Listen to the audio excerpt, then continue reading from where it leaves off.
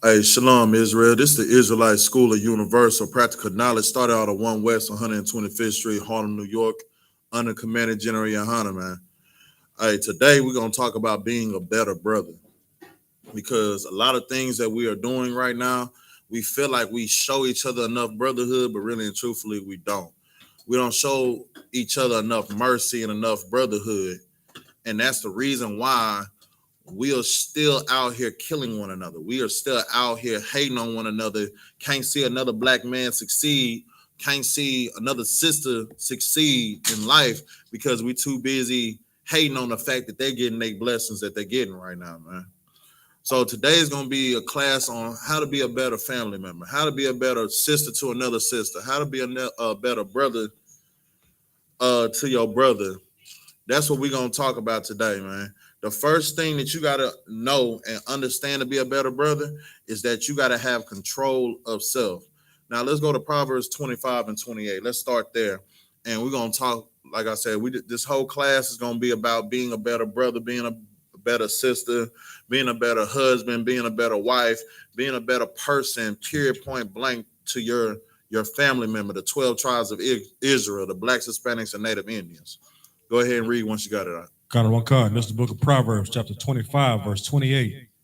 He that have no rule over his own spirit is like a city that is broken down and without walls.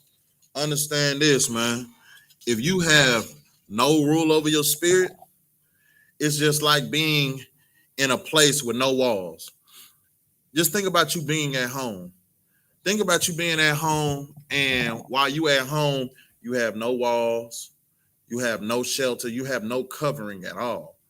That's just like you sitting here and having no rule over your own spirit. You having rule over you not having rule over your own spirit is like you being in a place that you want to call shelter and protection with no walls, no shelter and protection. Nothing is there for you, man. Like if you can't control yourself, how do you expect the people to see light in you? If you're in the I.S.U.P.K and under Commander General YAHANNA and you don't have self-control, like how can people see light in you? How can people look at you and be like, you know what? This man is a changed man. This man is he renewed himself by the washing of his mind, going through the baptism of water and the baptism of fire, going through the furnace of affliction and becoming new. You can't show that if you don't have rule over your own spirit. Go ahead and keep reading, huh? Got it one card. Like no, that was it for that. That was it on that? Got it one card. So what we are simply saying is this, man. We need to have rule over our own spirit, man. Go to Proverbs 16 and 32. You got to be able to control yourself. And when I'm talking to you, I'm talking to myself also. Like every time I teach a class, I always talk about a daily check. This is something that you daily have to check on. You have to check your spirit daily, because if you don't check your spirit daily, then you will sit here and do something out of your emotions that you will regret. And that's not what we do here. That's not what we want for you. And our job as brothers and priests is to get our people out of this hell. We can't get our people out of this hell when we're sitting here ready to fight our own people because we can't control our spirit. We can't control what we got going on because we too busy listening to words. We can't do nothing if we don't have control over our spirits first. Go ahead and read Proverbs 16. Got one card. This is the book of Proverbs, chapter 16, verse 32. He that is slow to anger is better than the mighty. He that is what? He that is slow to anger is better than the mighty. Why does it say he that is slow to anger is better than the mighty? Let's just start there. Do you know why it says he that is slow to anger is better than the mighty? Because he don't let his emotions consume him. You know what I'm saying? Which will cloud your judgment. Right. Like people that are quick to anger, they mess up. That's why most of our brothers and sisters is locked up in cages right now, locked up in the prison system right now, because they weren't slow to anger. They react based off of the first thing that happens. When you are quick to react and you're not slow to anger, you mess up. And you can mess up monumentally. Like you can mess up to the point where you can't come back. You can't take back what you've done. And that has happened a bunch of times with our people, man. And the Bible is telling you to be slow to anger. The reason why you need to be slow to anger, and the reason why a person that's slow to anger is better than the mighty, is because he calculates everything that he does. He's not sitting here cutting 100 times because he's only measuring once. Nah, he measures 1,000 times to make sure he only cuts once. And that's what we have to do, Blacks, Hispanics, and Native Indians. We have to control ourselves so that way we can measure 1,000 times and come up with the correct plan before we chop down one time. Right. Because you got to make sure every strike counts. Every strike counts. With these oppressors that we live and deal with on a regular basis, they are waiting for us to measure once and cut 1,000 times, because that's when they're going to lock us up. And see, all our brothers that, graduated Hebrew Academy, y'all starting to understand what all these instructors and all these brothers that's already went through the furnace of affliction, like y'all went through, was saying. A lot of things we were saying at first, y'all didn't understand because y'all never went through it. Right. Now that y'all went through it, now you understand what your instructors is telling you, man. Now you understand what brotherhood and becoming a priest, like dealing with all the struggles that priests really have to deal with on the other side of that lines with that cover. Now y'all starting to understand that, man. Y'all understood it from the mercy that y'all instructors showed y'all. A lot of y'all thought that we were trying to kill you with doing these exercises, but we weren't. We were training you up so that way you could go through anything. The reason why you go through Hebrew Academy is to train yourself to go through anything. Because if you can make it through, then you can make it through anything. All right?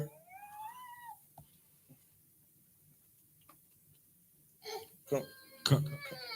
Finish it, sir. Go ahead and finish it. Come on. And he that ruleth his spirit, than he that taketh the city. Read it one more time, Akshalaki. And he that ruleth his spirit, than he that taketh a city. Salaki.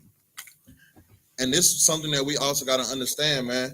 If you can control your anger and you can control yourself, you can rule a city based off of that, man. Because like I said, everything that you do is strategic. Everything that you do is measuring 1,000 times.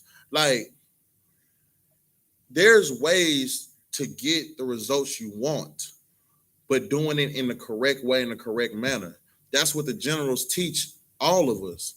The generals show us through their actions how to calculate everything that you do. And in that, you're being a better brother, because every time it don't always call for you to rah, rah, rah, yell like a lion. The generals taught class on that. Sometimes you don't need to yell. Sometimes you need to be like, well, you know what? I understand that you're yelling, but understand this. I'm here. And there's nothing that you can sit here and do and say that's going to make me not be there for you. So I know you're upset, but this is the truth. I know you might not want to hear it right now because you're too much in your feelings, and I understand that. When you calm down, let's have a conversation. That right there is how you rule a city.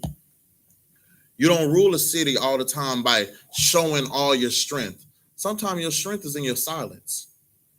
Sometimes your strength is in giving mercy onto other people. That's where your strength lies. Sometimes your strength lies in you making the other person feel more comfortable. Like, somebody feels like there's times that we're at the clubs and somebody wants to get riled up. And as the men of the Lord, Our job at first is to de-escalate all situations. We don't want to escalate it because we all know how we are. If one brother falls on a brother, we all gonna fall. So our best bet is, because we know how all the rest of our brothers are, for us to de-escalate the situation and show mercy. Because a lot of people don't understand, when you see one brother in a club, there's a whole bunch of us in there, and we all on the same time. So there's times that people get rowdy in the club, and you have to show them mercy because they don't know what they're doing. Right. They're too busy out there trying to drink and feeling like they Superman, but they don't know that the man of the Lord is in the midst, and who he's talking to is somebody that's not a light thing, and that's not a light person.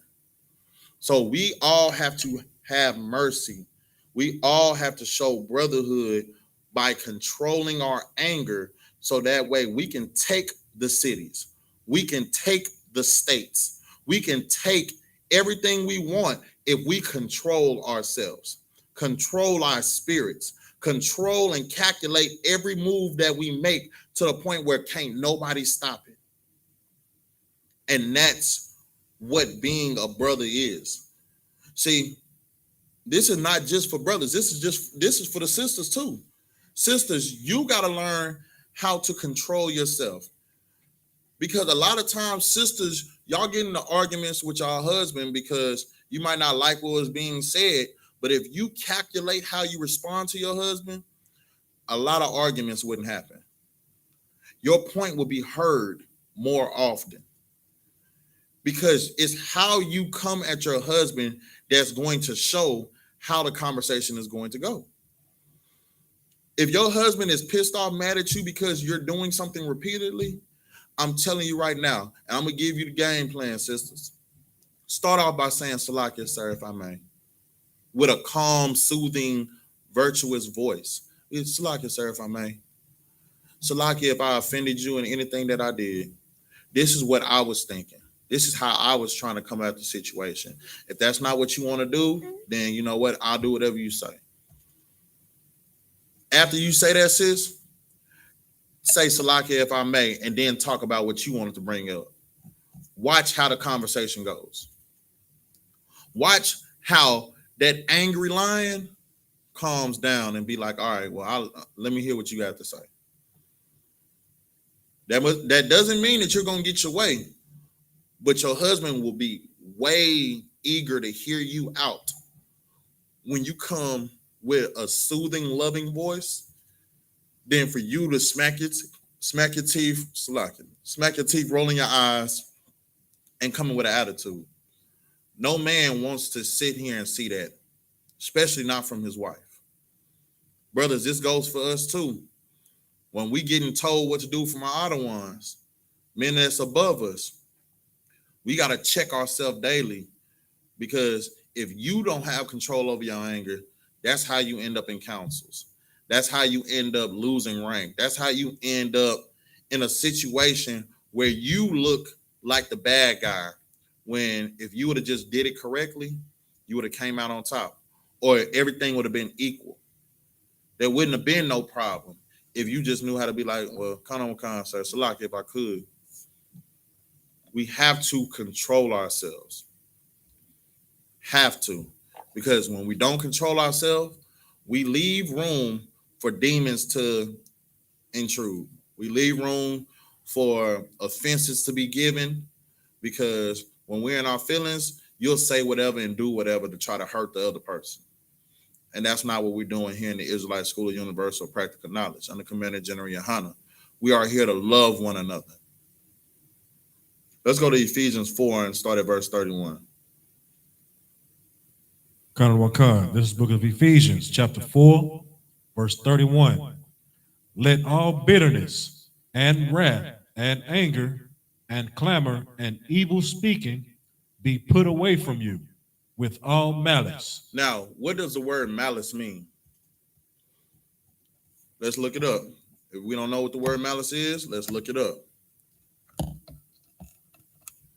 Because right now the Bible is telling us, let all bitterness and wrath and anger and clamor and evil speaking be put away from you.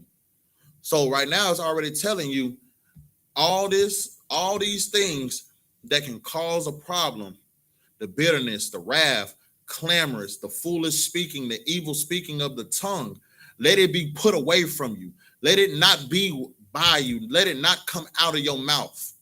And it says with all malice. What does malice mean? Like evil or wickedness. So it's telling you to put it all away with all malice. So that means don't just be like, all right, I ain't gonna say it. No, be like, no, I'm not finna be wicked. I'm not finna speak like out of anger. Something that I had to learn and something that I'm still checking myself on daily is when I'm mad and I'm angry, maybe that's the time for me to shut up.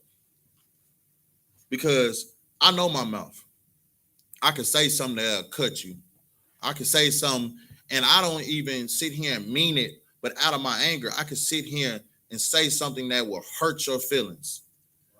And then I have to go back and tell you Salakia, but the hurt has already been done.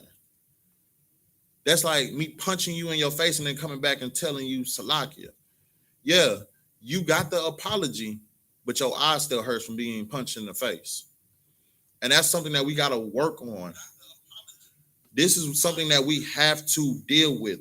We have to know how to sit here and keep from saying certain things when we're upset. When we upset, it's time to be silent. It's time to be like, all right, no sweat. That's how you become a better brother. A better brother knows how to control his mouth, knows how to make sure that evil things that are being spoken out of, the evil things that the demons in your mind is telling you to speak on, don't come out your mouth. Because at the end of the day, you really don't mean it. Now, calm down first. And after you calm down, if you mean it after you calm down, then that's something different. And at that point, you might want to seek some counsel. Go ahead and keep reading.